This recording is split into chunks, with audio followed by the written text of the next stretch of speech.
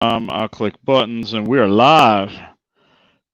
Happy Thursday evening, gearheads, Tar Heel State hangers, and everybody out in the land of the hammocks and hammocking and hammock camping. I'm your Hello, host, Pickl. This is Mike, my co-host, and this is your Thursday edition of Hanging with Pickl and Mike. I want to apologize for not having the episode last week. I made a very timely escape to the woods to go hang with a couple friends, some hammockers and friends of the hammock community. Just want to start by saying thanks to Alex and Crystal at Dutchware Gear and Don and Dave from Jack's Are Better in inviting me up to Maryland for a nice quality late Thursday night, Friday, Saturday, and back on Sunday hang to start off the week. It was a good kind of base camping trip. What about you, Mike? How's it been here recently? 2 weeks ago, I missed the show because I was out paddling. Uh, we went a little bit further with our exploring than what we had planned on, and my paddling partner was a little slower than I had anticipated on the return trip back. I think I might have worn him out. He's kind of an older gentleman, but still, it was an awesome trip. Seen places I never even knew existed right inside of my own town. I Mm-hmm. mean, city limits. It was crazy. Didn't get shot, did you? No, Or it's shot at? public waterways. Oh, okay. And it was in the good section of town. I mean, I know you understand I live in Stanton, but it was in the safe part. Now, if you Okay. want to get shot up, we can go around the block and down that street over Oh, there. But okay. Okay. Head over to that other street over there. All right. For those of you that don't know, Mike doesn't live in the exact safest city in America. They don't call it Fayetteville, Fayette Nom for nothing. So, let's see. Well, wait for a few more people to join. Tonight's show is going to be, I guess, how not to group camp. Mike and I have been hosting group camps through Tar Heel State hangars for, I was thinking about it this afternoon. You're at 5 years. I'm at four since fall of 2016. So, hey, evening, John. Good to see John Rammel out there with Trailheads. say, John, Also wanted to how's say thanks, John, for sending the little Trailhead swag that I got on tonight. We'll have tonight's episode sponsored by Trailheads, and it looks like Mike's rocking some Cedar Ridge outdoor gear. Always a family favorite and the comfort level of snuggling. Miss Roxanne has shown up tonight. Welcome back, Roxanne. I hope your hangs are fruitful and snuggly, and uh, I like the look of that new hammock room you've been showing off pictures of.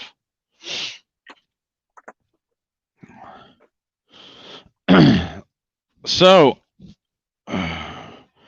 just going to go with the biggest thing first. Let's just hit the animal in the room. If you could go back in time and tell yourself at that first hang that you were hosting one thing, what would it be? don't stress so much about it. Just let it go. What's going to happen is going to happen. Who's going to show up is going to show up. What food you have is what food you have. Just go have fun and quit stressing about it. Uh, you yourself, over the years, I used to freak badly Yes, about you were about you were a about that basket last case. week. Uh, I would freak completely out, and over the years, I'm just like, oh well, whatever. Well, It when we happens. get It there, we'll happens. assess the situation, and we'll go from there with it. There's so much pre-planning that food and people and site and money for the site and state park regulations and site regulations. Do we need to get a porta john? Do we need to are we having a raffle? Who's handling the raffle? Who's handling any kind of group food? There's Moose. Moose, I put the link in our chat. If you want to hop in, go ahead and click that link and give your phone permissions for the app, for the website, and we'll get you on here whenever you get set up. But there's just so much planning that goes into one of these larger group hangs that, yeah, that last week, it feels like you've got a tiger by the tail just trying to get everything put together and pulled off. And yeah, as much as I hate to say it, it seems like sometimes the planning's for naught because everybody just shows up and it works well. It all just kind of comes together when you got the right group of people just wanting to be in the woods. And it's helped over time. I've learned you've got to take charge and just tell everybody, okay, you need to start cooking so we can eat at this time. If not, Yep. you'll be eating throughout the whole entire day, and you won't have time to do any other activity because Joe's coming over with a pan of biscuit. Here comes Pickl with some fried bologna sandwiches. I mean, by the time you get you ain't getting me cooking at no group hang. well, I'm just saying. Just an example, yeah, we ain't gonna do nothing but talk and stuff that mouth with food. That's right. That's my role at the site. I'll handle some logistics going up to it, but everybody's got to have their particular role, and it does not help if somebody starts stepping over somebody else's toes. I'm a wealth of useless knowledge, and I have more gear than my wife will ever admit that I will ever know that I have, and This is recorded. It's almost like it's music to my ears when we out in the woods and I'm just running my mouth to somebody and I hear Mike screaming my name because somebody else needs a hand in a setup, got a question about a setup, and Mike's running 1,200 different things from organizing to greeting to glad handing to kissing babies and looking for votes and stealing lollipops, and it just being able to just come right up and say, yeah, let's get this taken care of. What do you need?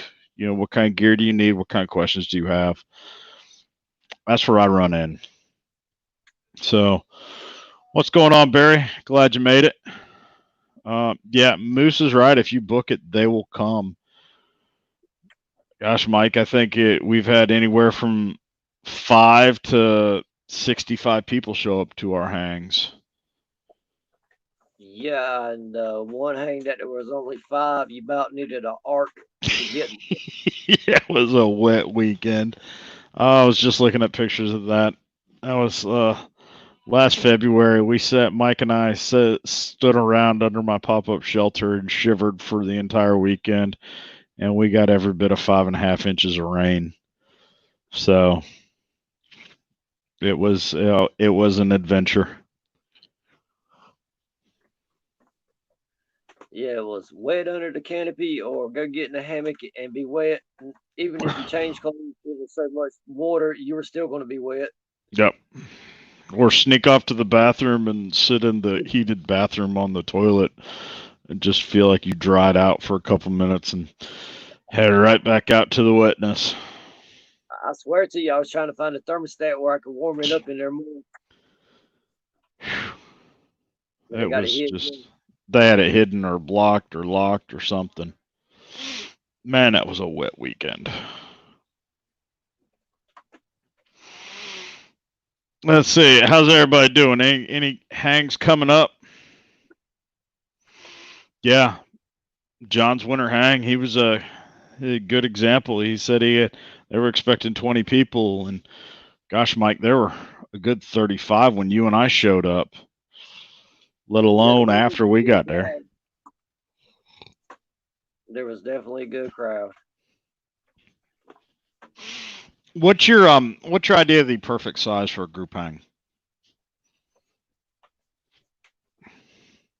Honestly, about 30.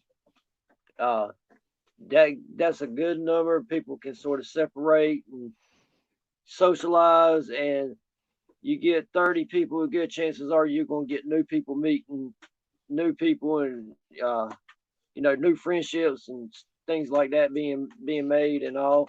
Uh, you it's you're still busy, but you're not wide open running like you are when you get 40, 50, Mm-hmm. 60 people.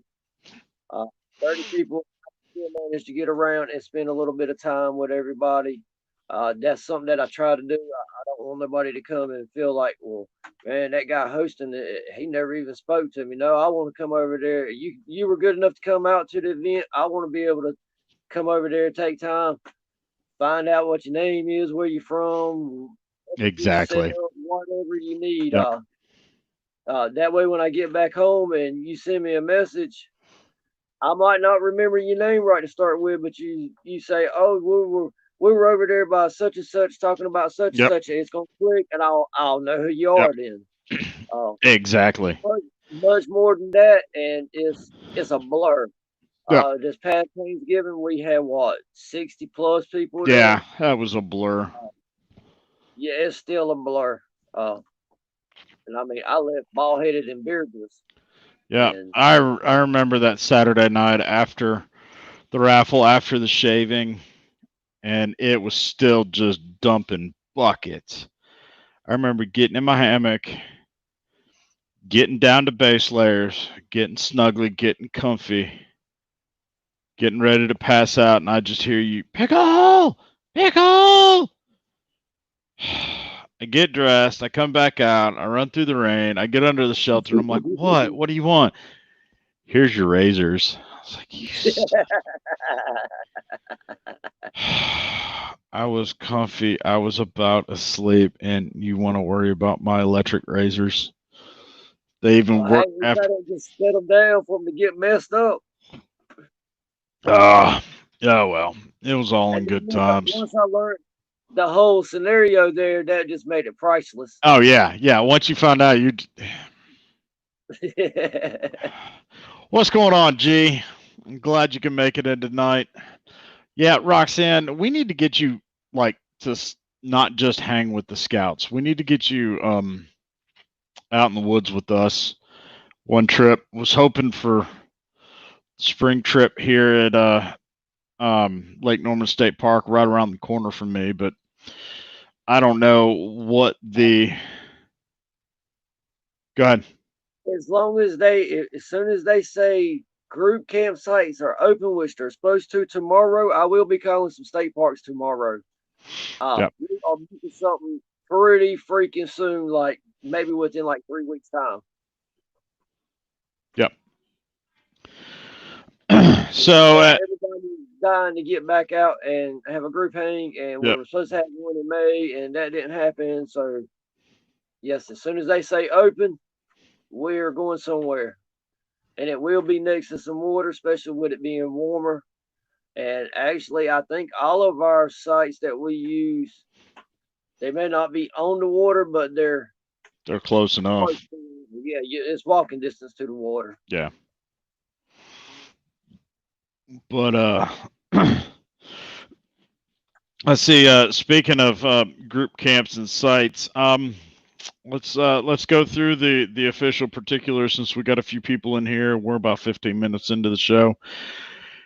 Please, if you get a chance, give me a thumbs up, give me a thumbs down. Just let me know I'm reaching somebody. Feel free to comment at any point of the shenanigans in the group chat. We will get to your comments and to your questions. If you got a question about group camping, hammock camping, or ground camping at that, go ahead and throw it out there.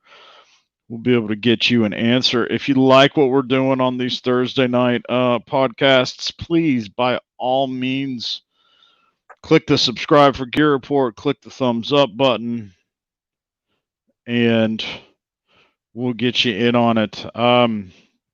Again, I want to apologize for not having the show last week. I was en route driving to Maryland for a hang. I'm sure nobody wanted to listen to me sing hits of the 80s at the top of my lungs with a little bit of a 90s gangster rap thrown in there for good measures while I drove up to Maryland after dark and didn't get into 11:30. Mike's been on that road trip with me. Matter of fact, He does have a very unique playlist. Lord, matter of fact, he does. yeah, matter of fact, we are taking the show on the road next weekend. I will be setting up the stream for about an hour. We're hoping that the undisclosed location we'll have a strong enough signal that I'll be able to start the show from my cell phone. Fingers crossed, but if not, I want to apologize now for it. Uh, oh, here we go.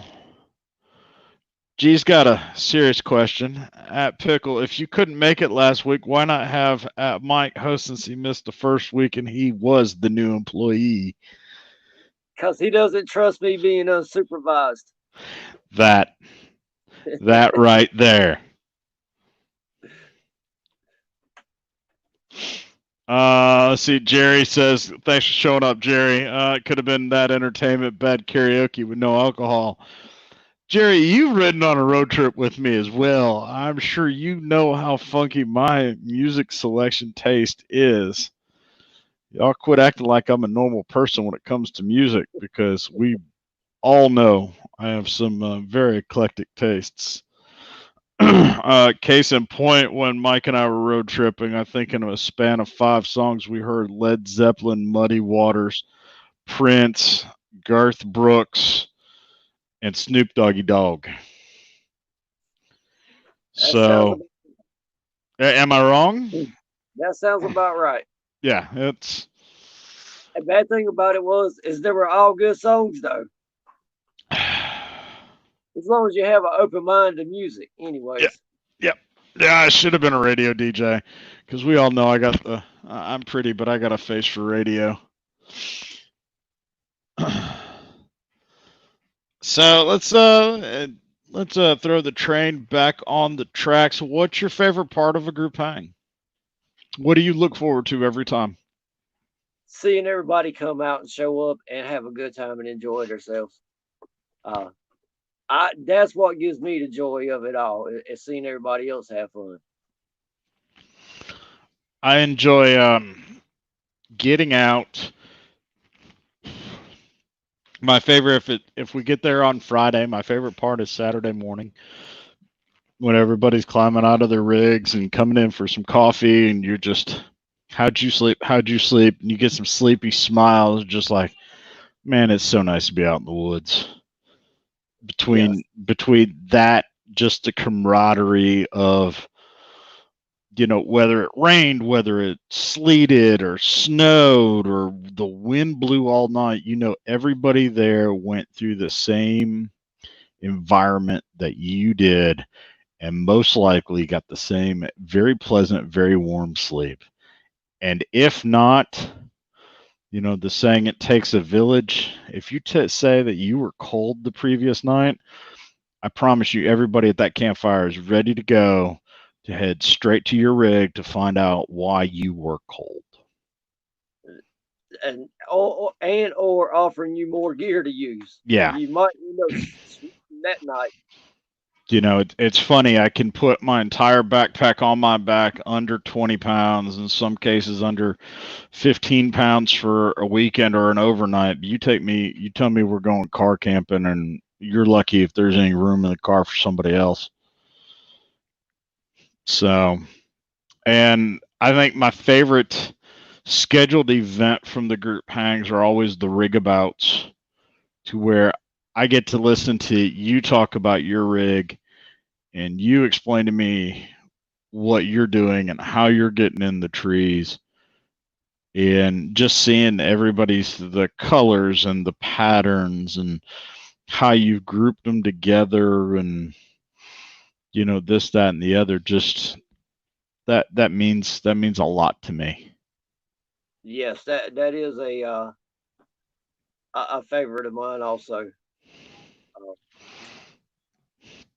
Unfortunately, whenever that is occurring, that's one of those moments I can slip off and take a breath, chill for a minute. So a lot of times I do that. I don't get to see everybody's rig, Mm-hmm. and for whatever reason, uh, this year we were able to get a film, but for some reason every year, all of our pictures and videos, there's been technical difficulties, and Yeah.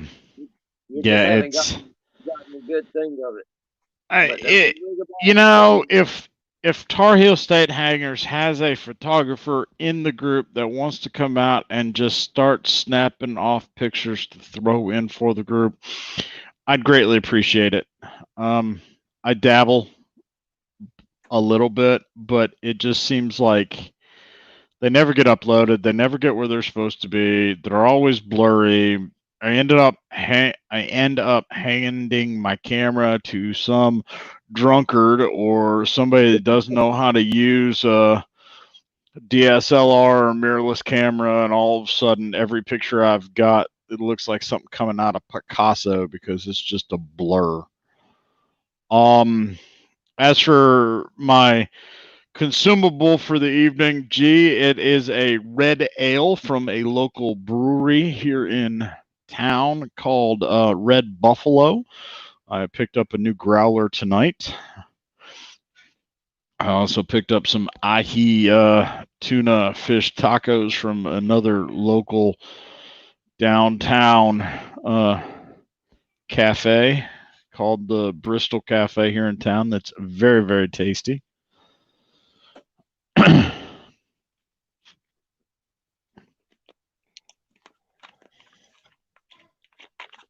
Let's see. Moving right along.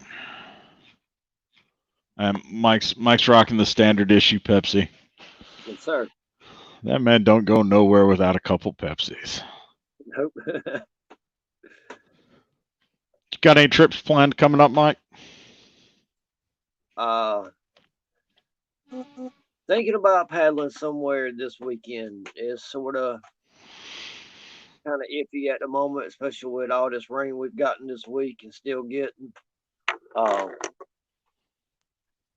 then I have a secret tactical squirrel mission possibly coming up.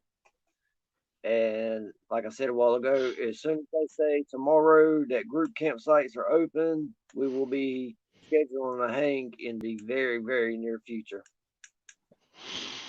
So this week, I told Mama to get out the house, so she's going on her own little micro adventure for the weekend. So it's gonna be me and my little doodlebug, our daughter. I think we're probably gonna ride bicycles and work on a couple projects here around the house.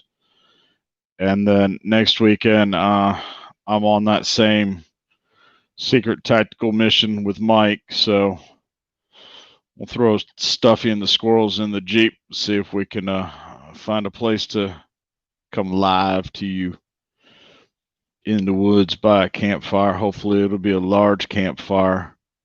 Because I think last I checked, it's supposed to rain where we're going all next weekend. So once again, we'll have a nice wet camp.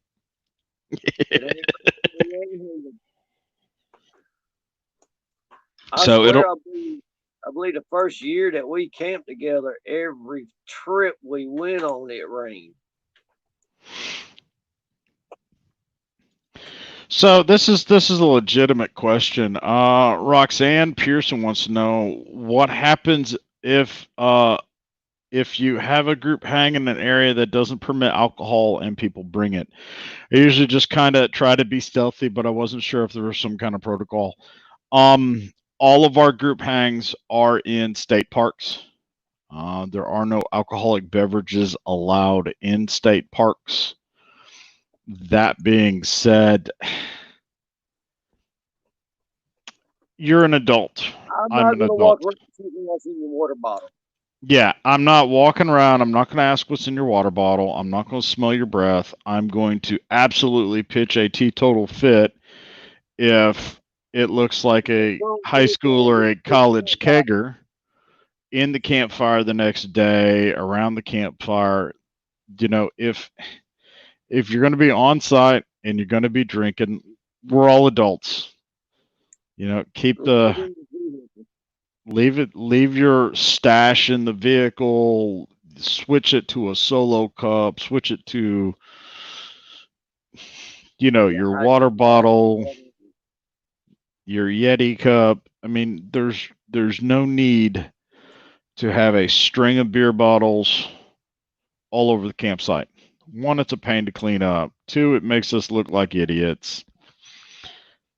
You know, we're Three, just if you get a asshole ranger, excuse my language, he comes up and he sees one can. Even if he sees that can in the beer in the campfire, he knows a soda drinker didn't throw that drink can in that yep. campfire. He knows that's a beer drinker. That gives him probable cause to go to start searching any and everything on that campsite, your backpack, your vehicle, your hammock, everything. It's And just it's more hassle than is necessary. I mean, once you piss them off, they're going to find something to charge somebody with. hmm And in a lot of cases, us being the host of the hang, we could potentially have to take the same charges that everybody there gets charged with. So, hmm yeah, a little common sense goes a long ways. those North Carolina park rangers, they have two options if they find something on the site that they don't want to find. They can either charge whoever's the site's in their name, which would automatically be either myself or Mike, or they could potentially just assume it's a group community thing and charge everybody on the site. Yeah, until you pack up and get the hell off. And there's that as well. So it not to mention, I think when it comes down to it, I've walked through, at the group sites, Mike and I are usually about the last ones to leave. And our group does a tremendous job of cleaning up. I don't Yeah. think I've had a campsite yet where leaving at the end of the trip, at the end of the day, I've really just wanted to scream and holler and say, hey, you big dummies, learn how to pick up your trash. Because knock on my wooden desk, we's Tar Heel State Hangers do a pretty good job of policing the sites and keeping the sites clean and keeping trash bags changed out and and so on and so forth. And that's not only just as a group at the group campsites. I've camped with a lot of the members out of the group, in smaller groups or individually, and pretty much for the most part, everybody I've ever camped with has been really good about uh, cleaning up the trash and keeping trash cleaned up, or even cleaning up other trash. Mm-hmm. We usually leave the sites literally cleaner than what we showed up to them in. So we do a very good job of practicing leave no trace. I mean, as a hammock camper, you get a strange and bizarre joy out of at the end of a hang, at the end of a group hang, at the end of the weekend, and you're packing everything up, and it's rained that weekend, or it's rained all weekend, or however you spin it. You pack up your tarp and you look at your site where your two trees were, and then you realize there's this big patch of brown, dry leaves smack dab in the middle of it. That's the only thing that shows that you were even on the site is the dryness of from under your tarp, and that just it warms the cockles of my heart being able to say, "Yep, that's my dry patch of dirt right there." I've actually gotten calls after some of our hangs from the state parks where they were thanking us that the only thing that they had to get out of our campsite was the coals out of the fire pit, and that was just a standard protocol for what the park does. Mm-hmm. Yep.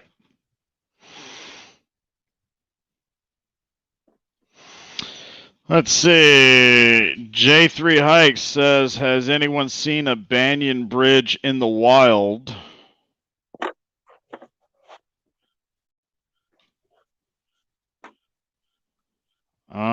Yeah.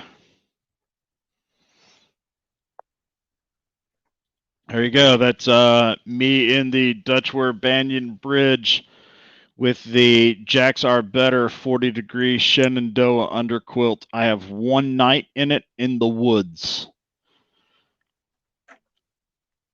I have no complaints with how that thing sleeps. I want more nights in it in the woods, but obviously that is one of the coveted coveted pieces of Dutchware that they are trying to get ramped back up on and get out to everybody. But after one night, it slept great. It was a very pleasant night. I didn't even have my tarp up. I'm more of a gathered end guy, but that bridge was comfortable enough that I wouldn't at all hesitate to take it out in the woods. I'd pay a little bit of a weight penalty. It was for something different. It was an enjoyable night in the woods. Plenty big enough for my 6 foot, 200-pound frame. Plenty of storage from what I saw with the pocket up at the head that had like 7 different sew marks in it. Well, 1, 2, 3. There were 5 different sewn pockets there. It didn't have the double ridge gear loft, and it didn't have the foot pocket in it. But definitely, if you're a bridge guy, I think it should be on your list to pick up. If it's not on your list to pick up, it probably should be. How was the fiddle factor? I'm not as experienced in bridges as I am in gathered ends, and let's see. I had Alex and Crystal with me from Dutchware, so Alex more or less did the setup for me. Didn't seem like there was a whole lot. You had two dog bones that came out to a beetle buckle, and the beetle buckle attached to the tree like the beetle buckle attaches to the tree. The dog bones caught both sides of the beetle buckle, and you're in. Good question. Because Dutch released it 3 days before Pennsylvania was locked down.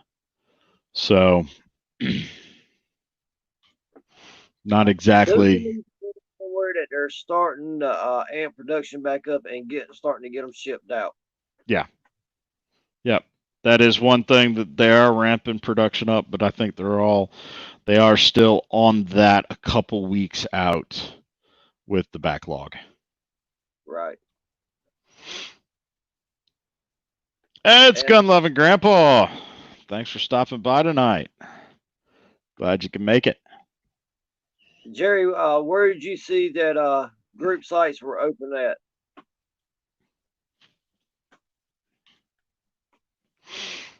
It says for July. So that's good. It's a start here in communist North Carolina.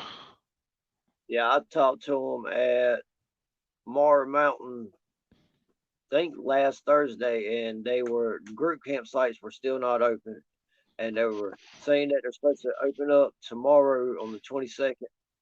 That was that was the plan, and that's what they were hoping on. So yeah, phase 2 is supposed to start off tomorrow.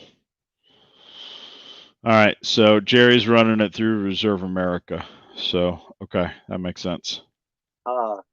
Never trust Reserve America. Talk to the people at the park themselves.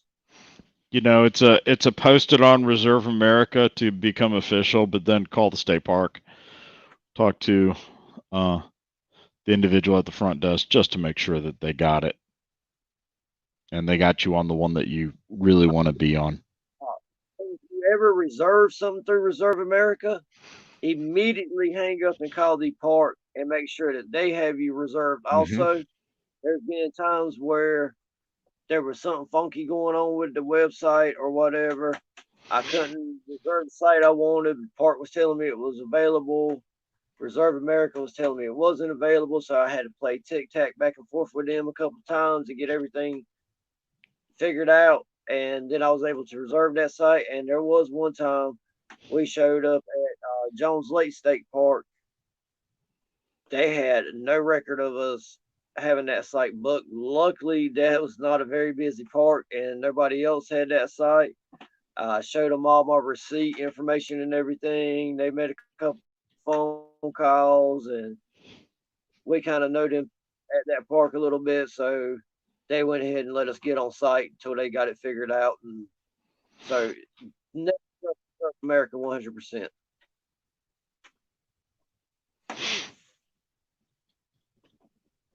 Oh, this just in.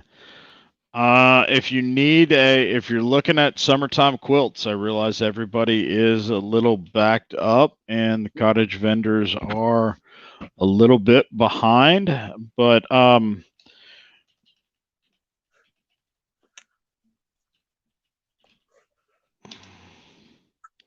jacksrbetter.com, I now have a 10% off coupon code for anything in stock on the site. So with the way the Jacks do their site, if it's on the site and for sale, it ships that day or the next day. If it's not on site, shoot them an email. They could probably have one of their team who are still somewhat working remotely, get it moving and knocked out. So the discount code for everybody. That's right. Drop the hashtag off. I'm sorry. It's Dick Pickl.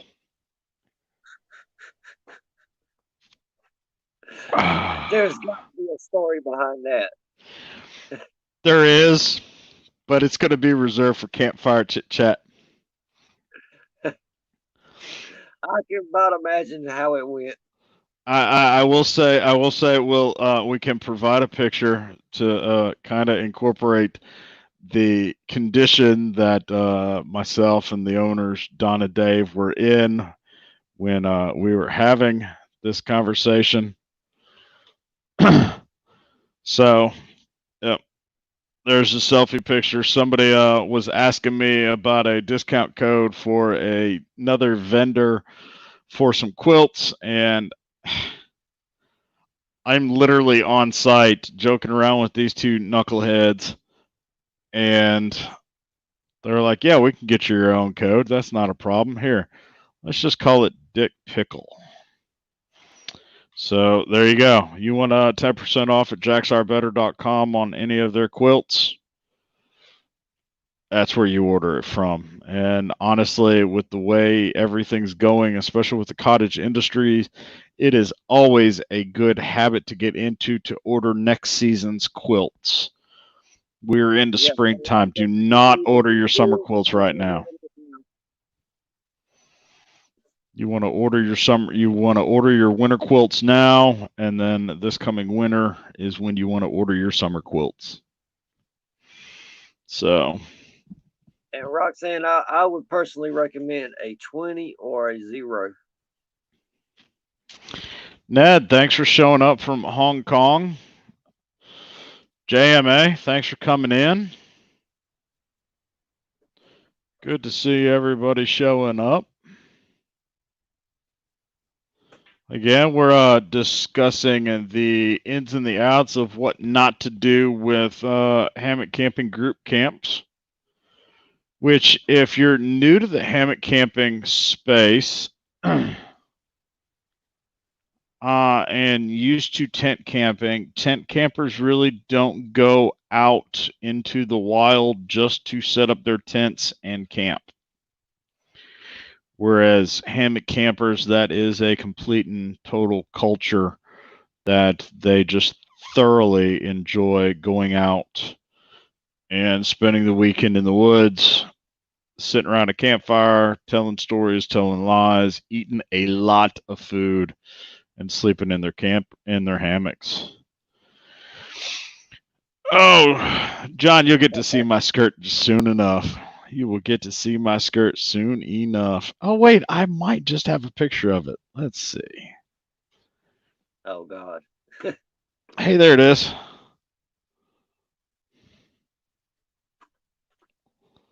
There it is. We'll add that to the stream. There you go.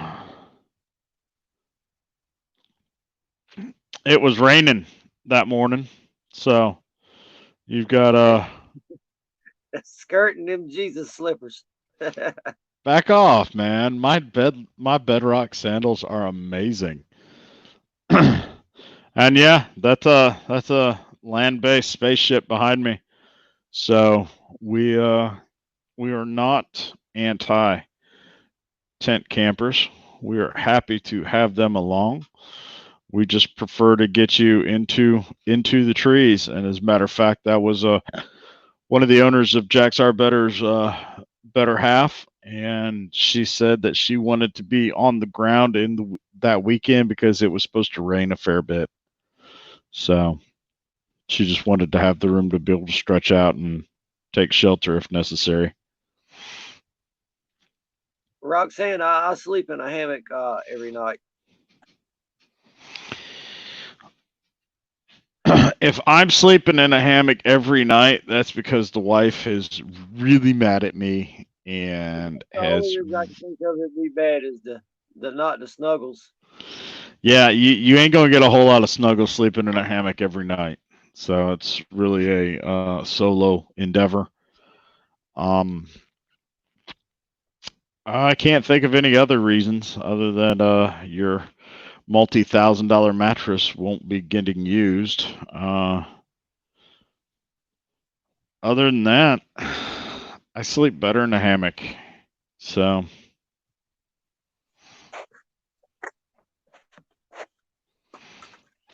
yeah, JMA, that's one of the misconceptions about sleeping in a hammock that I find more people with bad backs prefer to sleep in a hammock because it takes all the pressure off their back when they lay down. So it, there's different thoughts and different theories. It's more of a your mileage may vary. I know people that can't sleep in a gathered in because they say they're back and they sleep in bridges. I know people that aren't comfortable in bridges and prefer gathered ins. So, And Roxanne, I like the way you think. here we go. Well, I mean, I wasn't going to say anything. Oh, here we go.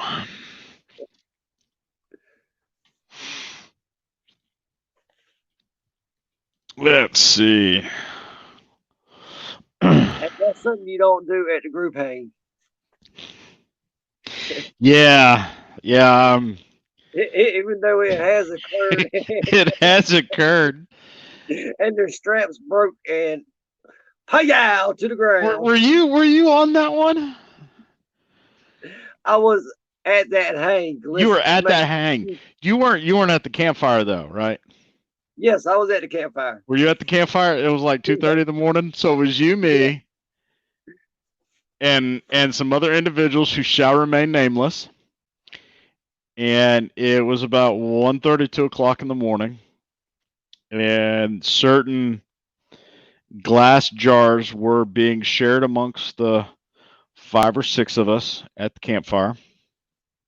And we weren't loud. We were just kind of joking around and carrying on and kept it fairly quiet. Next thing you hear is rip, snap. And it sounded like thunder going It off. sounded like thunder going off. And what do you get when you get a bunch of hammock campers that hear a strap break in the middle of the night? Headlamps, flashlights, everything just went whoosh. And it wasn't far. It was just off the site, and we spotlighted this rig. I mean, 6 300 lumen headlamps spotlighting this rig. Are you okay? Are you okay? Are you okay? Yeah, one of our buddies gets out and he's just like, yeah, I'm fine. Strap broke. It's okay. I got a spare. We're okay. No Like, problem. Nothing fell. And I walked over and I was at the foot end of his hammock and I went to help him to see, and that hammock was still loaded. There was another foot in that hammock that wasn't he was not in that hammock. There was another foot in that hammock. So it has happened. It is possible. It is not recommended at a group site when you're 10, 15 feet from the campfire. good times. Yes, good times, good stories, good times. A lot of the stories around the campfire just can't be told on a podcast. It's just like any other kind of story you have with your friends that you're joking around. It doesn't translate good afterwards. You just kind of had to be in the moment. You know, I can't tell that story that just popped into my head. I mean, I could in about 3 words to Mike, and he'd know exactly I what I was already talking know. about. I already know which conversation you're talking about. I'm Uh, on the side of liquor for this. yeah, there's that one, and then there's the somebody's jingle bells are in her pocket.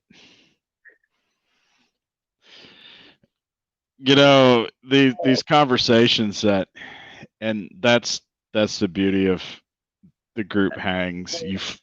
You I go to the tell you, group. Go ahead. when certain things happen, I'm like, you just can't make this stuff up. No, you can't. No, you can't. And you go to these group hangs to find like-minded individuals that you mesh with and you're comfortable with, and then so that you can have smaller side adventures with those individuals.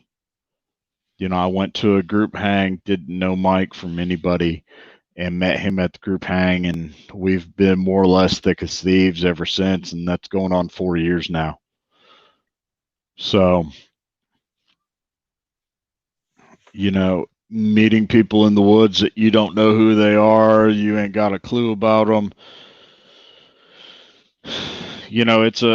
It's a wonderful thing, because I'm not going to say that Mike and I have exactly the same background or run in the same social circles or groups, or hell, we're 4 hours apart in completely different parts of the state. But I know good and darn well that if I called Mike tonight at 3 a.m. and said, I need you here now, he's going to come hell or high water, and God willing, the creek don't rise. He'll be here in about 3.5 hours. So, I'll bring the kayak with me to get across the creek. yep.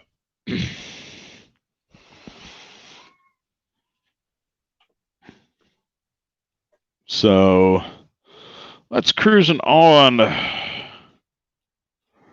What is your most unique PG memory of a group hang? Man, Make you think for that one. I seen an awesome memory the other day from a group hang. It wasn't one of the hangs that we hosted. It was another group hosting this hang. Uh, I want to say it was springtime, but they had a piñata and had all the kids that were there up busting the piñata. Yep. Uh, Another awesome memory of mine was 2018. I want to say it was HangCon. Uh, that's when you was out in Vegas at SHOT Show. Okay. Um, That was 19 Hang Con. 18 Hang Con is when I drove 10 hours to hang out with the people that I could have drove an hour and a half with for the entire weekend. okay, well, whatever year it was, we were down around the campfire, and some of our friends from down south, their kids come down there and wanted me to show them how to start a fire, and sit there and show the kids how to start a fire. And then one of the little girls, she sat there and worked on making a primitive fire for about the next 10 minutes until she got it. Little things like that, those are the memories that really stick with me, other than the joking and the laughing and Yeah. the just shenanigans. Yep. But as far as PG, those were two great times too. Love my tarp with doors. Pretty much that's what I run year round is a tarp with doors. Yep. I can agree with that. The only time I've missed my tarps with doors is when I'm running a hanger tarp and I don't have my tarps with doors. That as long as if I need my tarps with doors, I won't have them. If I don't need them, I will have them. So I've pretty much just relegated myself to I've got two tarps that I use. I've got a very large gray one with blue trim. That's really the car camping tarp. And then I've got a 12-foot DCF Dutchware winter tarp that, I use for backpacking for lightness. And it's got full door coverage. So Roxanne with another great question. Thank you, Roxanne. Questions coming in from the audience. Are the hangs family friendly? Can kids come? Of course. Yes, I about rather you bring 10 kids with you than one other adult with you. Way I see it, us as adults, we've had a chance to have our fun and get out in nature and do things. The kids, it's great for them to come out and get outdoors and get to do fun things like that. Just getting them out of the house and off the electronics. I mean, I want everybody to come, but yes, that's one of the reasons why we picked the places we picked to have our hangs at, with close parking, bathhouses, running water, is so everybody, regardless of age, can come. You don't have to worry about trying to backpack or hike in a couple miles. You basically walk as far from your vehicle to however far of the trees you want Yep. to hang in from your vehicle. And it also, if you're new to hammocking or you're new to the group and you feel kind of sketchy, you feel like it's kind of sketchy meeting a bunch of strangers out in the woods at something called a hang anyway. We are in the South in the Carolinas, so the term hang can have some negative connotations to it. If you just feel like it's not your scene or you can only make it for the day, this way you've got an escape plan already built in. I'm not going to ask you to. Yeah.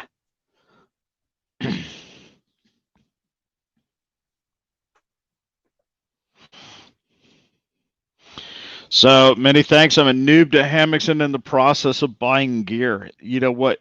We like hammock newbies. We really do. Because one, we've all been tent campers. We've all slept on the ground, whether it's military, whether it's Boy Scouts, whether it's college drunkenness, whether it's just hiking and backpacking. Every one of us in the hammock community has slept on the ground. Nobody went from sitting on the couch to, I think I want to go hiking and backpacking. I think I'll start with a hammock. Everybody starts tents. And most hammock campers I've found out are, I wouldn't say old, but I would say older. You're not gonna. It gains in popularity the higher, the more levels you get in life, more times you level up. And I think at some point we're not as flexible as we were when we were kids, and sleeping with that rock in your back just isn't a whole lot of fun. So there is a better way to sleep in the woods, and that's in a hammock. So definitely, my best recommendation for you as a newbie, come out to a hang. Come out to a group hang. If you want to come hang out with us at Tar Heel when the state parks open up, that's fine. If you don't have any gear, that's fine too. Shoot me a message, shoot Mike a message. We've got loaner gear for the group. We've got loaner gear for our personal stuff, you know, you can buy mass produced gear and hammocks anywhere from Walmart to REI to wherever. But like any hobby, there's different levels of quality of the products. And with hammock camping, the highest quality products you're going to have are built in people's basements, are built in cottage vendor shops, um, built on the kitchen table by husbands and wives, mom and pops. You know, somebody's got their mom sewing or their cousin sewing. That's where the really good gear comes. So come on out to a group hang, ask questions. You never know who's going to have what you're looking for. So, I'll add on to that.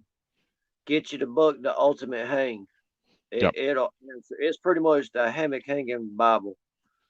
Uh, it'll answer a lot of questions and clue you in on a lot of things that you never think of. And That's what it looks like.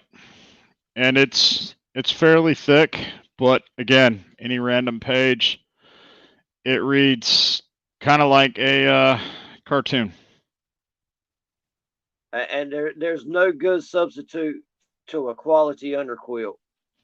You can go with a pad, you can do it yourself, rig up something for underquilt, but nothing's going to compare to a good quality underquilt.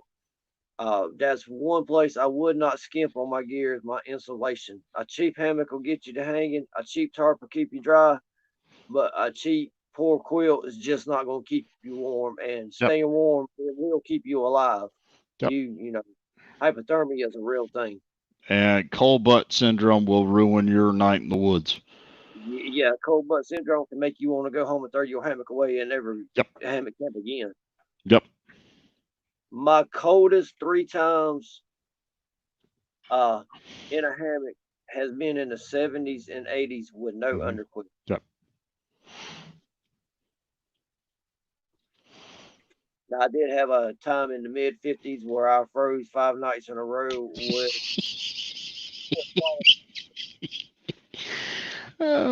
I slept on the ground that trip, laughed and laughed and laughed every night when I was about 3/4 asleep, snuggled up on the ground in my pad and my little light heart gear tent. I hear Mike cussing, "These damn quills ain't gonna keep me warm."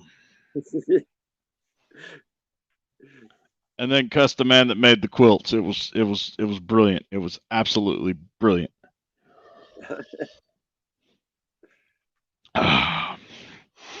But you know, you know your gear.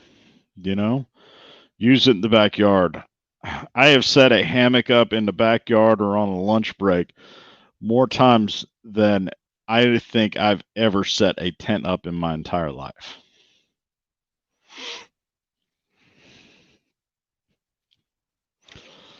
Yep. I had to give up my underquilt to a scout who got flooded out of their tent. It was the coldest night ever for me.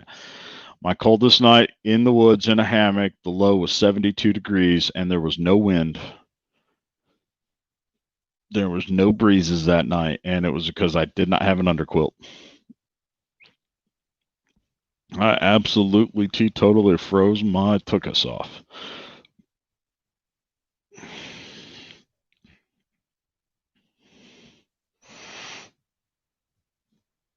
And Jerry's right. Yeah, Spending it money is. spending money on your underquilts on your quilts is probably going to be your biggest single expenditure in the hammock community, and it's the hardest one to pull the trigger on. So, but there's custom companies that'll make any color under the sun, any pattern under the sun that you want, and there's They don't make it, they can print it. Yep. You can take a picture And of your picture, send it in and get it printed out now, I believe. And then there's companies that have a very good product and will be able to get that out to you within a day or two. And some of this custom stuff you're going to wait 6 to 8 weeks for. So,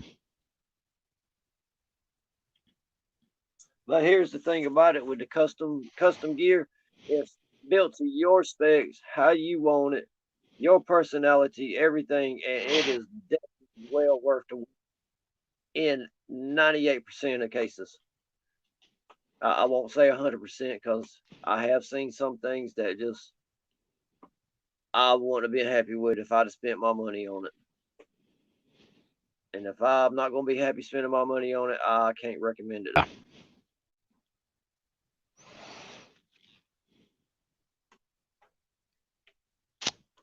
length, fill power, fabric weight, width. You know, here's a good example for me. Get the photo back up. That is my 0 degree Cedar Ridge outdoor Prime 1 Mahi camo in the maiden voyage of my Trailheads Wraith. And that is a 0 degree underquilt. It is standard length. It is extra wide. There's an extra channel in it for the width and 0 degree. The inside is Moroccan blue. So I was able to find a quilt that looks like a Pickl. And that's the good thing about working with the cottage vendors. You get a good vendor, he's going to spend quite a bit of time. I say him, it could be a she, but just for conversation purposes, he's going to spend a good bit of time with you, talking to you and asking you questions about what your needs and your wants and your desires are. And based off of that, he's going to make some recommendations. And for the most part, they're pretty much dead on the money and spot on with what they recommend because they know the gear. They don't just make it, they use it themselves. Mm-hmm. That's why I preach cottage vendors, because it's somebody just like you or I that's going out there hanging and using this gear, that's then going home and they're making a quality product. It's kind of like down south here, we always say the main ingredient to go into good food is some love. Mm-hmm. And what they put into the gear that they're making. Yep. So I just through the Facebook, I'll throw it up here. On Facebook, we are Tar Heel State Hangers as well as Gear Report. YouTube's Gear Report, Gear Report, Gear-Report.com. Find us wherever. If you need to, go ahead and comment. I will I will get back with you as soon as possible.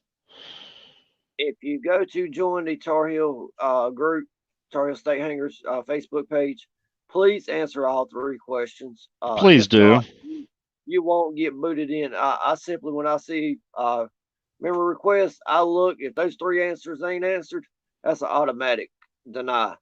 That's how we keep spammers out of our group and keeping spammers and the riffraff out. We'll yeah. let Hammock riffraff in, but not Facebook riffraff.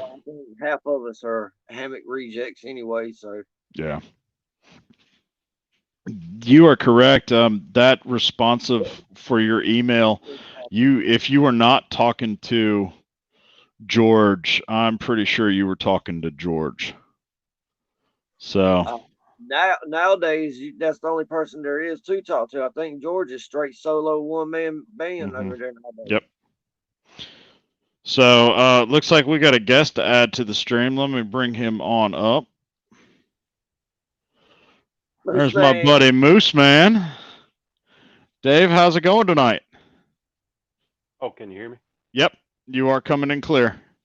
Little fuzzy, but your voice, your audio's great. Might be my hairdo. Yeah, it might be the hairdo. I like that ULA hat you rocking tonight.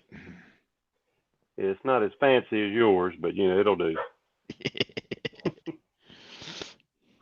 I figured if I took it off, it would be too much glare in the room. Whoa. Put that back on. Let's see. Placed order on Trailhead's Wraith and UGQ Zeppelin for through hike of the Arizona Trail next year. You, sir, will enjoy that Wraith. I promise you. I thoroughly love mine, and Mike gets angry every time I take it out just because he doesn't have his yet. Yet. John, you still here? You still hanging around so we can razz Mike about not having a Wraith? I don't know. John may have dipped off and gone back to sewing. That's where he needs to be. That's where he needs to be. And everybody, Moose Man that just joined us, he's also one of the other guys that helps us run Tar Heel State Hangers and the group hangs. Yep. He's head of security. Yeah. And I heard that he has an itchy trigger finger for his taser gun. What, a X26? Yeah. See, he's even got fancy words for his taser guns. So, Moose, what's your favorite thing to do at the group hangs, other than tase intruders?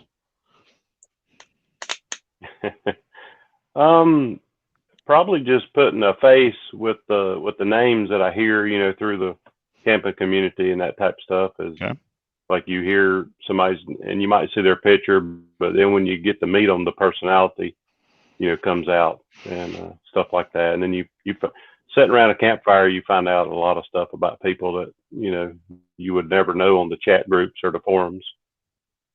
So. Okay, good.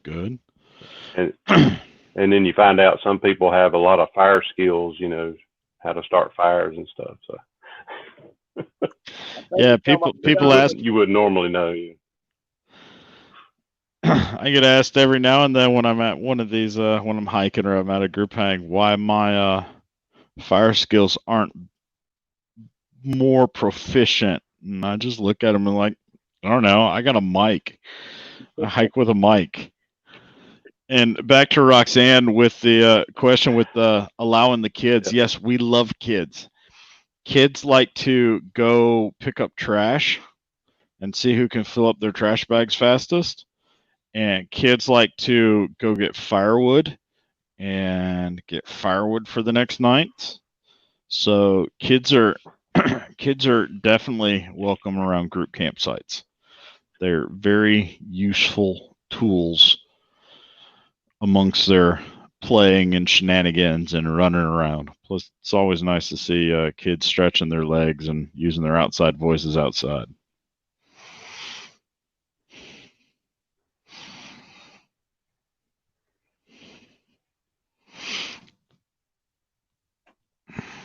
Sorry, this is all new to me, so nope, you're fine. Weird or something. Just nope, you look good. There's a little bit of lag. I'm getting some feedback. You might even see a little pet jump up on the back here. I'm getting some feedback that there is a little bit of lag going out tonight. So for that, I apologize. Everything seems good on my end. Mike's coming in clear. Moose is coming in clear. So if we are getting some sort of a lag through StreamYard, I apologize. Again, we're at the top of the 8 o'clock hour. If you're enjoying the podcast, please go ahead and click the like button. If you want more of this, go ahead and click the subscribe button. This is episode 8, so if you want to play catch up and listen to myself and Mike blather for 2-hour increments, there's 7 previous episodes through this COVID-19. I don't know how much longer these are going to last on a week in and week out weekly basis. Please, if you like that, let me know, because I did this on a whim. I just wanted to give Hammock campers and my people a chance to listen to my gloriously melodic voice on a weekly basis and give me some garbage and some shenanigans in the process. So at least while we're all cooped up. Let's see. Hello, Jerry. I just seen his comment. Yep. Let's see. Have I missed? I don't think I've missed any questions. I know we're mainly talking about group hangs, but I don't know if that would be considered a group hike or that we're trying to throw together. But have you guys talked about that any? Or haven't really talked about group hikes. To me, there's so much safety and so much logistics involved, and when I'm on a hike with somebody, I'm putting my life in their hands and they're putting their life in my hands. That it's very much so a symbiotic trust relationship for that hike. What, you thought I trusted you just because I was walking through the woods, would you? I know how fast you hike. I had you along for the bears. I had you along for the bears. Now the truth comes out. That's what I've always heard. That takes care of bears is a slower hiker. That's right. Gee, I'd be honored to be on one of your live streams. Shoot me the information either through Facebook or through Facebook would probably be a better choice. There's my Facebook info. I believe I'm the only Chris Gherkin out there in the world. So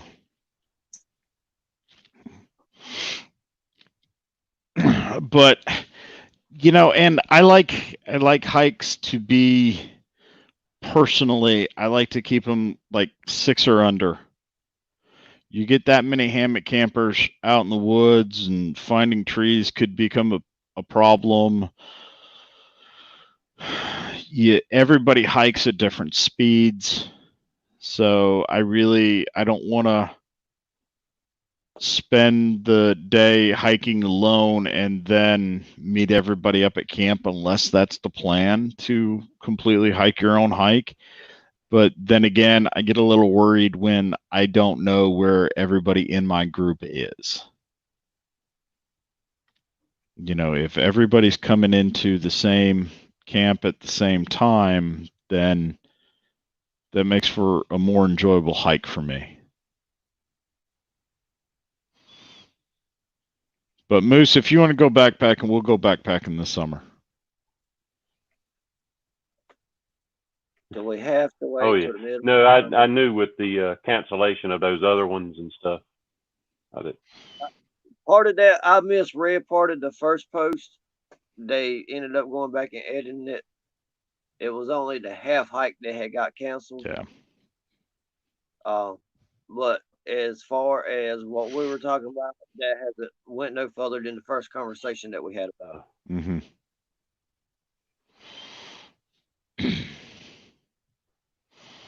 So let's see. What's your gents? What's your least favorite aspect of the group hangs?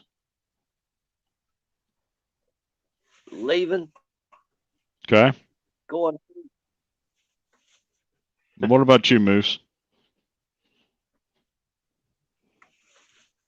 I'm sorry, I was getting a message in my phone. I don't know how to get back to my picture.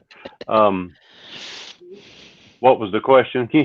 What's your least favorite part of the group hangs? Probably setting up.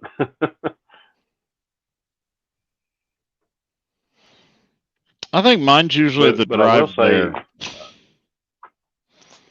Yeah, I will say about group hangs though, is that's where I've learned my most information, hands-on.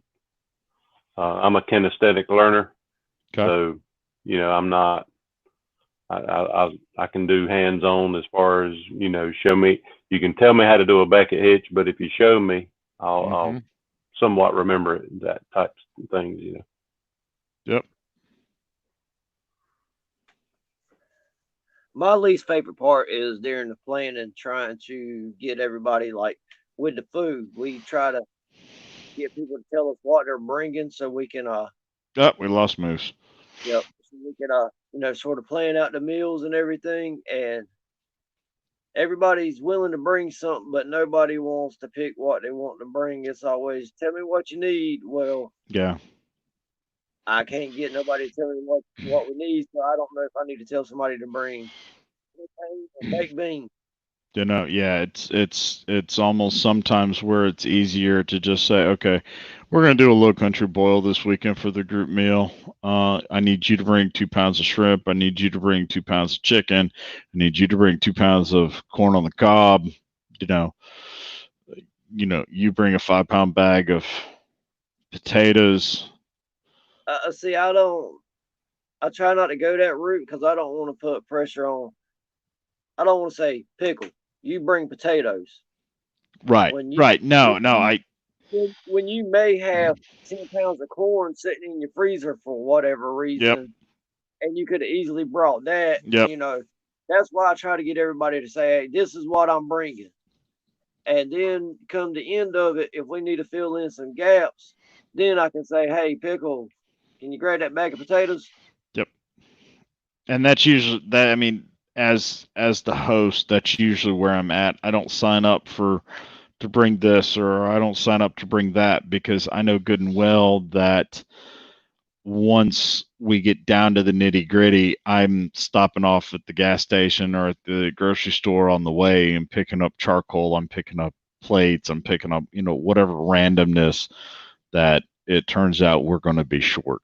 So, Yes, so that's probably my actual least favorite part is getting everything planned. Like I was saying earlier, that last week before is stressful. Because not only people don't understand, not only are us admin having conversations and making sure that we're all on the same page, but we've each got conversations going on with 30 other people asking us the same stuff that we just put in a post. yeah, I mean, I can draw you a map with crayons and somebody will still message me, how do I get there? yeah, that is one of the frustrating parts, but that's part of the society that we live in. You have all this technology at your fingertips, and most people aren't going to go out and do the research themselves.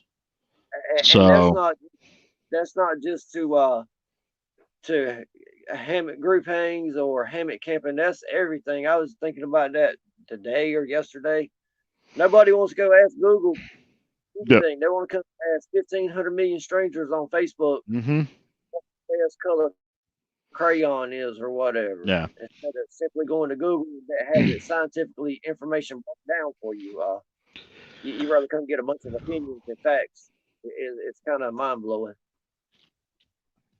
But I think as a camp host, normally our group hangs run Thursday to Sunday. Show up whenever. You want to come in Thursday morning, come on.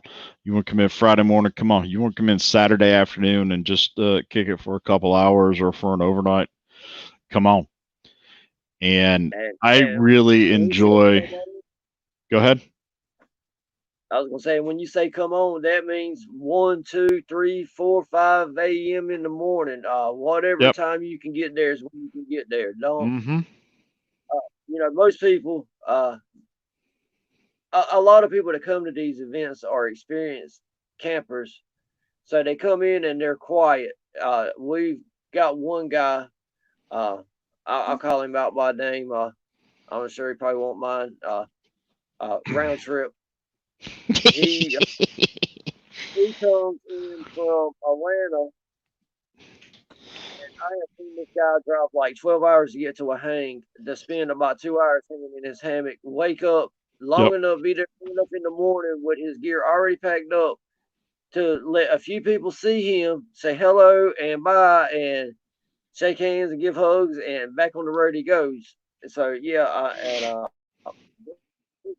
plenty of times 2 o'clock in the morning. That's just when I could get there from having to work and then drive 5 or 6 hours to get to somewhere to the group event.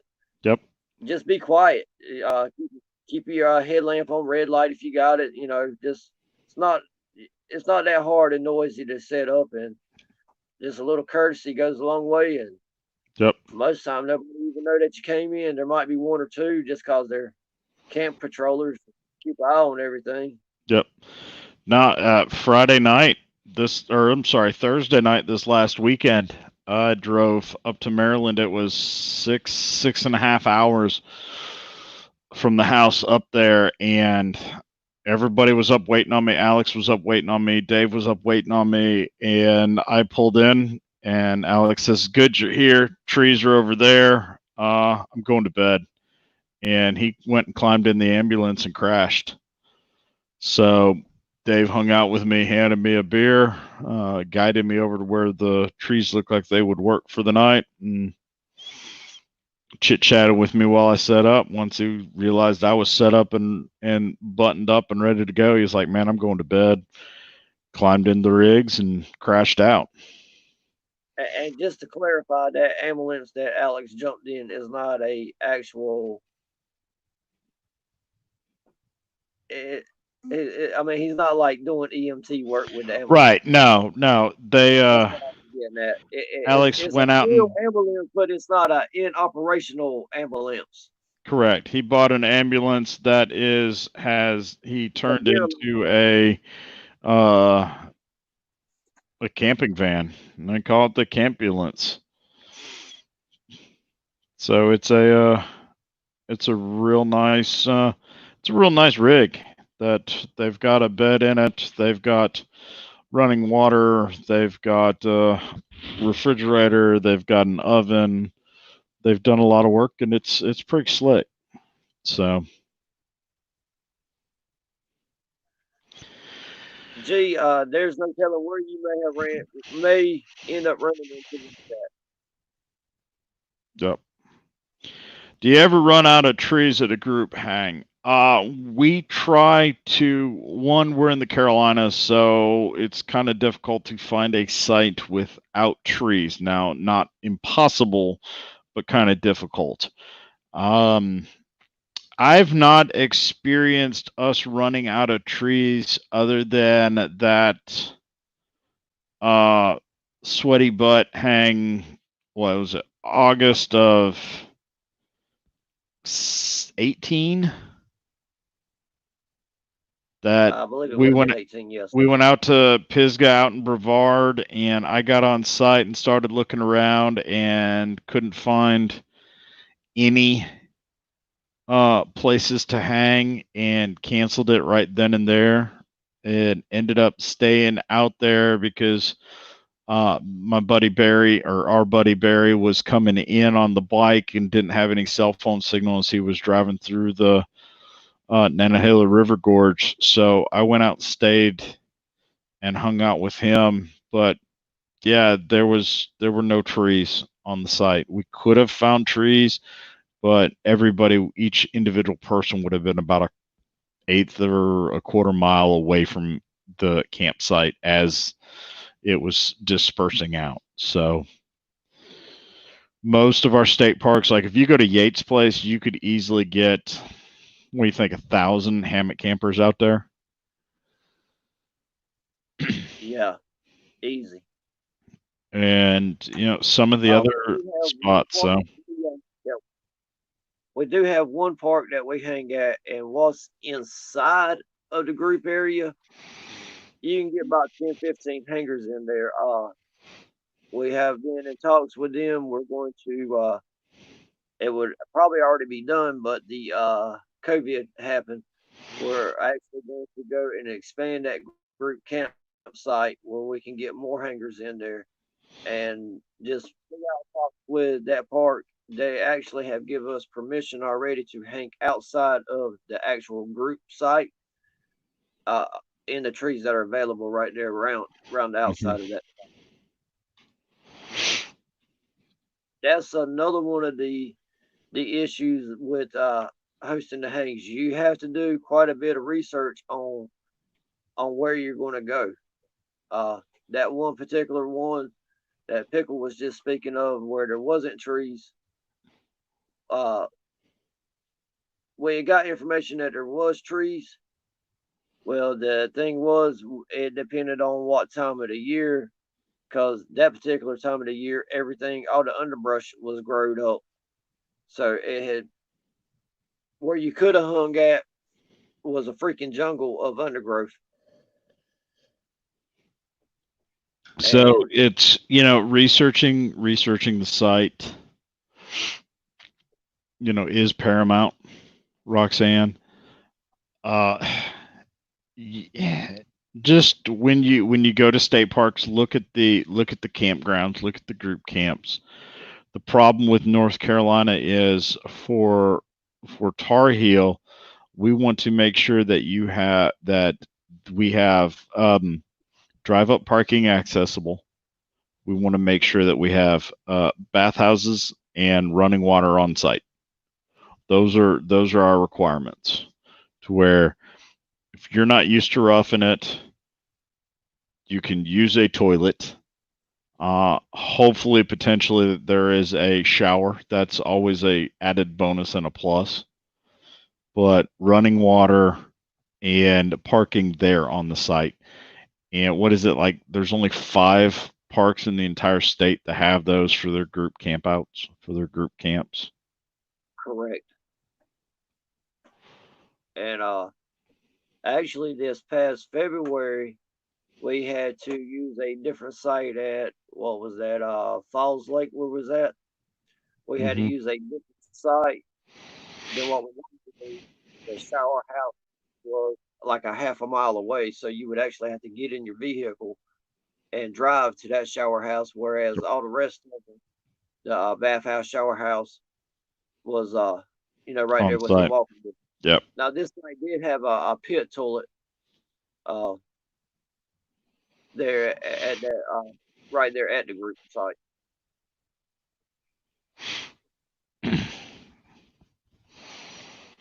Let's see, John Post. Yeah, I'd like to see how many we can get up here. Yeah, I will say John puts on a pretty good hang up at Trailheads. You know what, John? Let me shoot you the link You if you want to hop in here for the last half hour or so. you have a good bit of trees, John, but there's hardly any place that's going to compare to Yates as far as as far as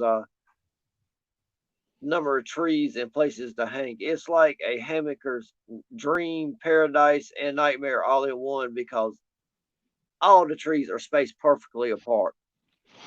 Yates Place was a pine tree farm that was then given to the state parks for North Carolina state parks. So it's the hardest place to find a campsite at Yates Place is because this one will work, but that one looks just a little bit better. And you're going to go through 5 rig spots before you just realize, let me just settle on something because they're all great. Oh, excuse me. Getting to that time where it's past my bedtime. And I've been sitting in this chair since 5 o'clock this morning.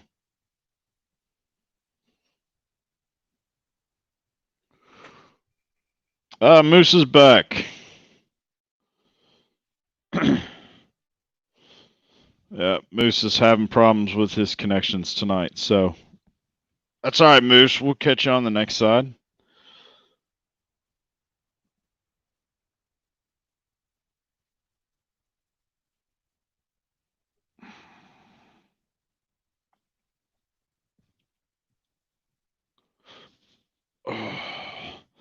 Let's see what else we got going on.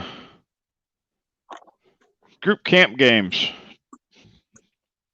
Are there any group camp games that you like to host? It's always nice to bring some cornhole out. I'm not going to say necessarily games. One thing that I like to do is when everybody's sitting around the campfire at night is have everybody go around and introduce themselves and tell whatever they like to tell, tell what rig they're using or Yep. whatever. Like most of the saying a while ago, that helps put a face with a name that, Yep. that you've talked to somebody 100 times on Facebook, and me and you could be sitting across from the campfire, and you not know each other, and you say, "Hey, I'm Pickl. I'm from Statesville." Mm-hmm. Well, heck, you might be my next door neighbor right around the corner from me, and I'd have never known if we hadn't done that thing and introduced ourselves. Yep.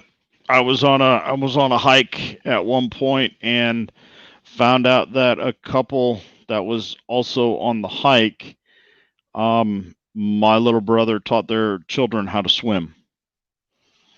So it's one of those weird things where this world just got a whole lot smaller than what you expected it to be.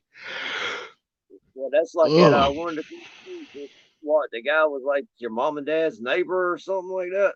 Yep. I've ran into people that I didn't know, never knew, and all of a sudden they lived in the same neighborhood as my parents. So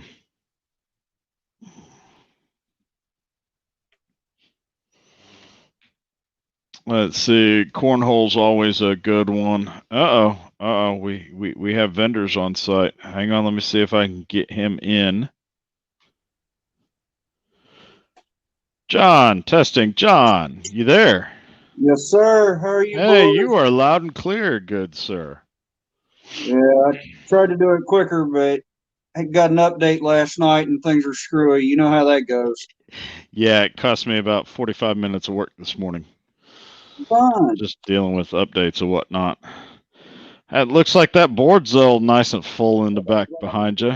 Oh, yeah. We take one off, we get two more in. That's how it is. And that is very good.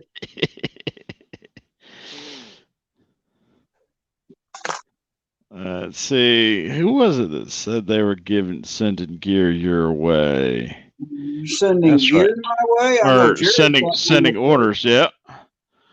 Let's see. J3 Hikers, this is your Trailheads Wraith. Your name's on that board someplace, good sir. Where it's at on the board, I don't know. But I know my name's on that board someplace. Right there, sir. All right. I know my name's on that board someplace. No, we're on a sticky notepad system. That's right. I'm on the sticky notepad of I get to it one day. Eventually you'll get yours. Depends on how you play it too. So you've been hosting some group hangs now, John. What are you running into? Are you running into any hurdles? It's not so much any hurdles. For us, I mean, we've got, at least as far as I'm aware, we've got kind of a unique setup among the vendors because it's our property. And I mean, you guys have both been here. We got plenty of room. Yep. And we don't have to worry about all the regulations with the state parks and reservations or any of that junk. But for us, it's, you know, the biggest thing is making sure that everybody that's coming is going to be taken care of because we don't really have a staff. It's just me and Karen. So we're trying to make sure everybody's going to have a good time, that we think of as much as we can, get things set up as best we can. And once people start showing up, then, you know, try to make sure that we touch base with everybody. How you doing? You know, glad you came. Hope you have a good time. And same when you leave. Mm-hmm. And in between those points, try to give you the best experience we can. Yep. You know, we don't want it to be a sales floor when you come out to one of our hangs. We just want to share some hospitality and have a good time with you. Yep. And you guys do a good job up there too. Thank you. I will say it's the first time I've ever been carted around through a creek on a side by side to and from the truck, but that saved a little bit of hiking that cooler up that hill. First time I've ever seen on your face when we put the 6-foot shotgun in your hand was more than enough. Then there's that. Yeah. Then there's that. I just have to Yes. ask, are you crocheting, John? Splicing, sir. Let's see if I can get that. I'm working. Good. Let's see if I can get that picture up. Yes, folks, John has a 6-foot shotgun. What was more funny though was how he jumped off that stool seat when he shot it. That wasn't a jump. That was more of a fall.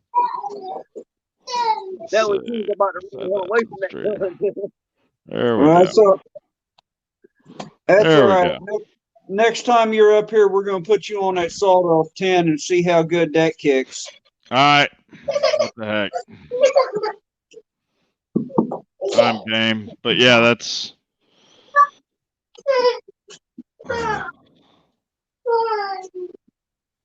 So, yeah.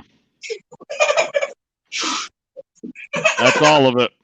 And folks, I stand 6 feet tall, so wants to be outside and is being made to come inside. Oh, yeah. Hang on a minute, buddy. Right. Joe's got something for you. He'll calm down here in a minute when he gets that little frozen juice pop out of the freezer. That's right. So G wants to know if that's a punt gun. That's a pop gun? Yeah, punt. Punt. P-U-N-T. No, that is they use that for turkey shoots. That's my dad's shotgun. That's what happens when old farmers get together with nothing else to do but see who can take the center out of a 6-inch target at what, 50 feet? 75, I think. 75 feet with a single shot of bird shot. So you think a shotgun scatters, bird shot scatters, and it's small, and now you're trying to take out the center of a 6-inch target, and that center is about the same size as one of the bird shot pellets. Yeah, they ain't got nothing to do but have some fun on their hands. And the potential to bring home some real money. Yep. I want to say before the COVID shut the gun club down or the shoot club down, I want to say the jackpot was somewhere around 14,000. But in order to get that, you're not just taking out the little red dot in the center of it, which, like you said, is about the size of that pellet. There can be absolutely no red on that dot. There can't be a little fringe or nothing. So they have a good time, though. Keeps them out of trouble, and like you said, gives them something to do. But you know what they can get up to if they don't have something to do. Yep. Get there you go. So that's my one shot at, what were you, about 50 feet? No, we were farther than that. Were we? Okay. I'd say probably 75, 80. So, I got one inside the rig, but I wasn't anywhere close to the center dot. Considering it's bird shot, yeah. And that you don't know the gun. That's the thing. No. They spend so much time with it, they know how that gun's going to fire every time they pull the trigger. So, no, I by no means know the gun, and when I was shooting it between the barrel and where it was, and me left-handed, I was more off that seat than I was on that seat, and I'll be honest with you, I was expecting it to kick. I was expecting it to kick like a shotgun. I was not expecting it to kick like a 223 rifle. So with that barrel holding it down and fired away, yeah, I fell off, jumped off, whatever you want to call it, but I was more off than I was even on that shooting bench. So we'll just leave the videos in the archives. But as far as the hangs, the biggest logistics for us, more than anything, it's making sure that we have enough time to get with everyone. Yep. We can throw a really killer fire and drink some beer and have food and everything and have all the amenities up here. But I feel that if people come up here and I don't at least have the chance to spend 5 minutes with somebody, yep, that I'm not paying them the respect for coming all the way out here. Yeah. Yep. I know that feeling. I know that feeling all too well. And, just trying to get around and meet everybody and talk to everybody. As Moose said, put a face to the name, and, and you're at the hang and you just finished talking to somebody and you've had conversations with them online. So you're going back to Facebook to see and stalk them online to make sure that that's who you thought it was that you're talking to. And yep. I tell people all the time, if I don't recognize you when you walk up, I've seen a circle this big of your picture that you took 5 years ago. Yep. So I might not recognize you when you walk up, even though we've talked 1,000 times on Messenger or whatever. It's definitely a good time, and I look forward to it. We had the winter hang. We've got our fall hang coming up, and we're really hoping to add a third one in there. The problem around here is, down there you got hurricane season. Well, you at least know when those are coming. Up here it's tornado season. We don't get a warning. Yeah, no, hurricanes, we'll get a couple days, but it's now until we've already had one skirt the coast already this year. So it's now until what, October? On a good year, yeah. So you need to have you another beer, wake up more. I do. I either need to wake up or be done with it, crash out.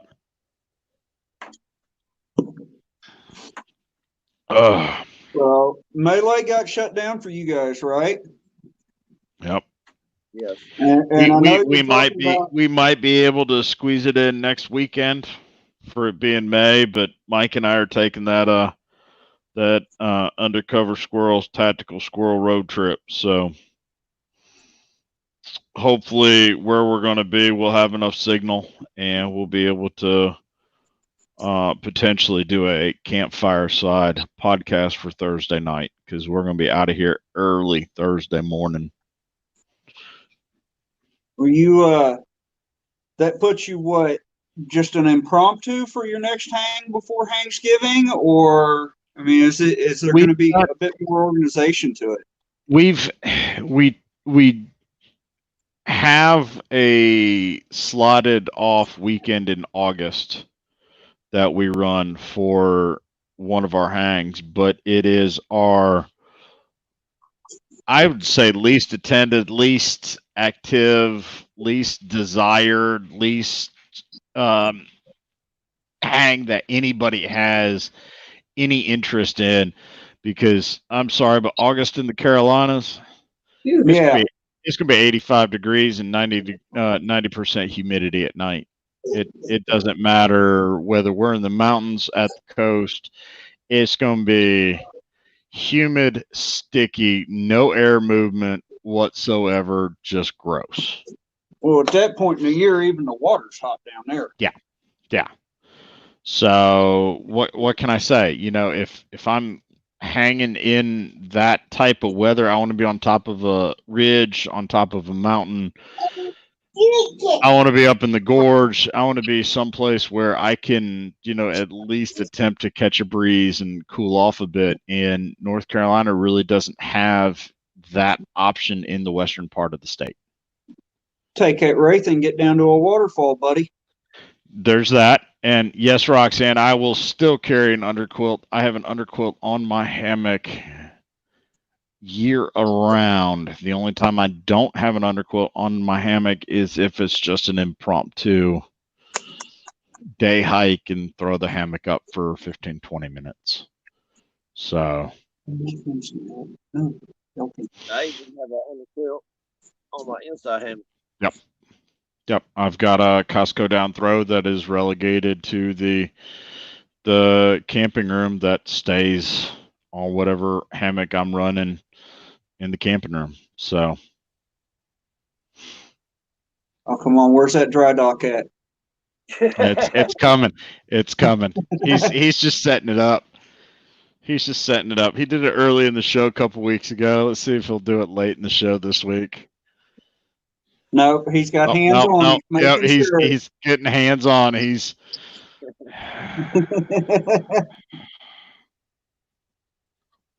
It happens, but you tend not to make sure that happens often.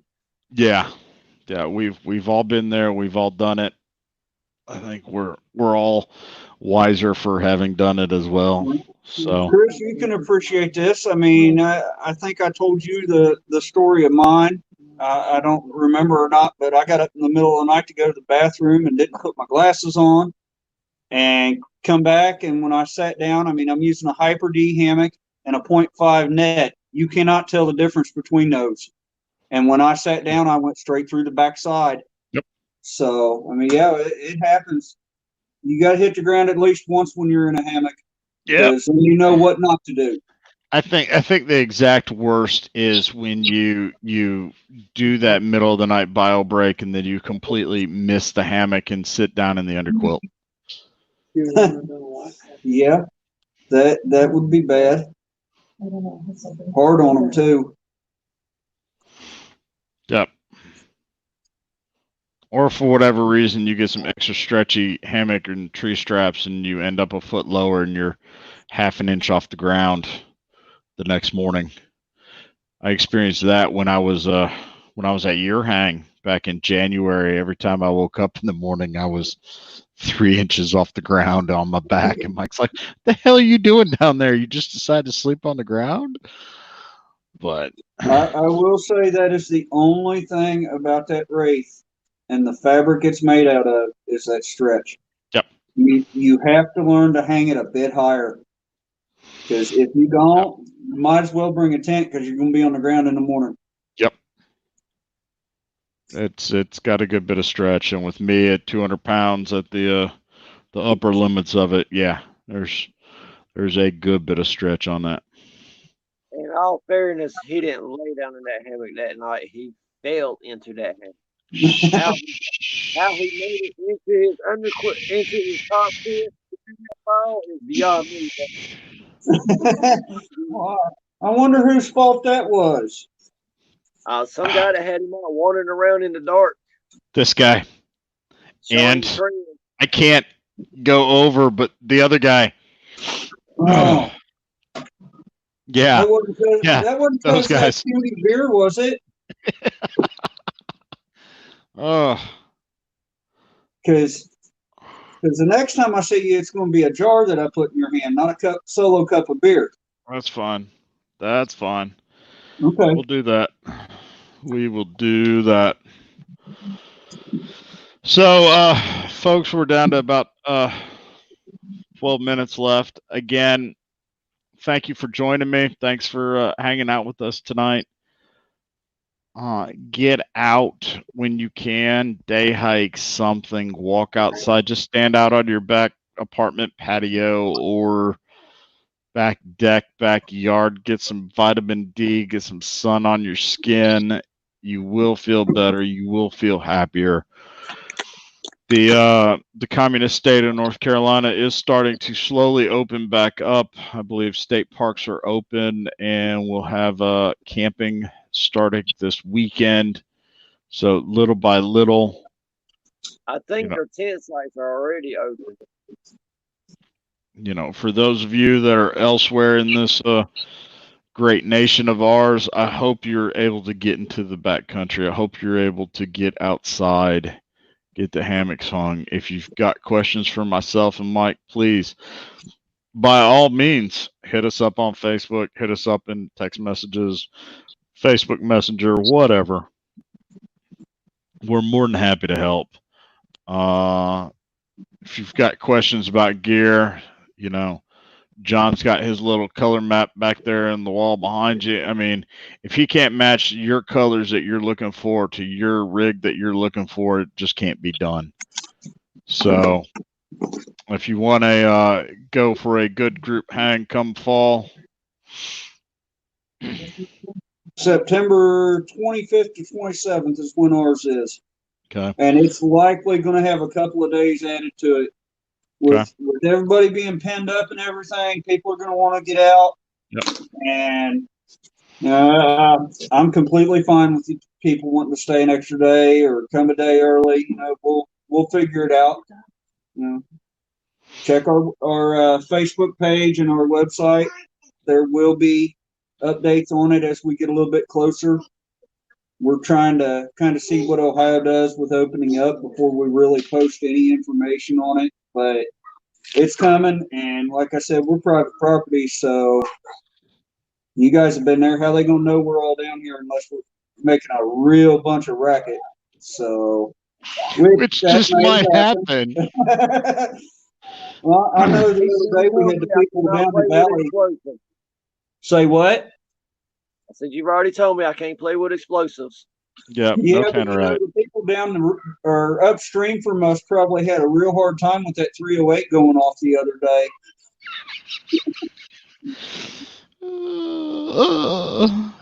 Ping. Oh, there wasn't no ping to it. Because you were shooting that upstream, weren't you? Oh yeah. That was still in the yard, but that was upstream. So yeah, I'm sure they got a good oh yeah, bouncing up that valley. Mm-hmm. And I mean, I've been out there in the I've had the basement doors open when that thing's going off out in the yard, and it hits that walkout, and it just funnels it right down in the basement. So, yeah, I can see where it gets some attention. Yep. We'll paint the town red one weekend or something and get on it. But folks, thanks for hanging out with us. If you would, please click the like button. Please click the subscribe button. Ring the bell. Schedule the next one. Give me some comments. Give me some grief. Definitely the last one. Please give me some grief. If you got any questions, please hit us up. If you've got an idea for the show or think of somebody that we should have on the show, please let me know that as well. After 7 weeks of doing something that wasn't planned, I'm kind of running out of ideas here. So I want to add one thing real quick. I can't see the chat, so I know that he's on here. Jerry, you were asking questions earlier.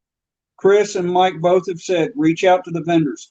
Man, if you got questions, hit me with a message. Even if it's not about my stuff, I'll point you in the direction that I think will suit you best. Reach out to your vendors, guys. Those are the ones that are going to try to get you in the best thing for you. Mm-hmm. Whether it's theirs or whether it's somebody else's, they're going to help. Yep. John makes nice products, but John's kind of in a niche. John's kind of got doesn't have the best prices on some things just because he's not doing those in volume. So, let us know if you've got questions. We will point you in the right direction. So, Moose, G, Jerry, Roxanne, if you're still hanging out, everybody, I thank you for coming and joining us this evening. Tip your waitresses, tip your bartenders, support your local hammock vendors, go camping, start a responsible campfire, pick up your trash, leave no trace, police your own beers, don't throw them in the campfires, they do not burn. And until next time, I will catch you on the flip side. Stay safe, everybody. Thank you.